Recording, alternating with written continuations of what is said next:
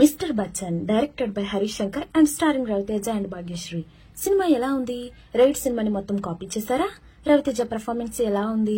Final గా rating ఎంత? ఇవన్నీ చెప్పే ముందు ఇంకా మూవీ మహారాజాన్ని సబ్స్క్రైబ్ చేయకపోతే ఇప్పుడే చేసేయండి.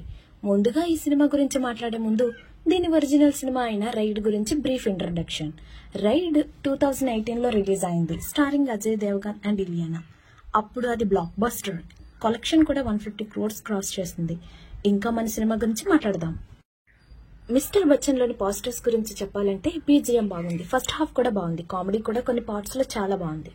అండ్ ఇది స్పెసిఫిక్ గా చెప్పాల్సిన అవసరం లేదు, బట్ రవితేజ గారి పర్ఫార్మెన్స్ ప్రతిసారి లాగానే పీక్స్ అంతే. ఇంకా నెగటివ్స్ గురించి మాట్లాడాలంటే స్టోరీ అండ్ స్క్రీన్ ప్లే అంత బాగాలేదు, అండ్ కొన్ని అన్నెసరీ సీన్స్ ఉన్నాయి, and main negative old style of story. ఇంకా ఫైనల్ వర్డిక్ట్ చెప్పాలంటే ఈ అన్వాంటెడ్ సీన్స్ వల్ల ఒరిజినల్లీ మ్యాచ్ చేయలేకపోయింది.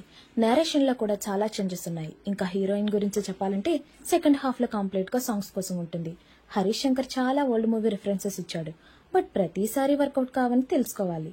ఫైనల్ గా 1 time వాచబుల్. ఇంకా ఈ మూవీకి మూవీ మహారాజా ఇచ్చే రేటింగ్ 2/5.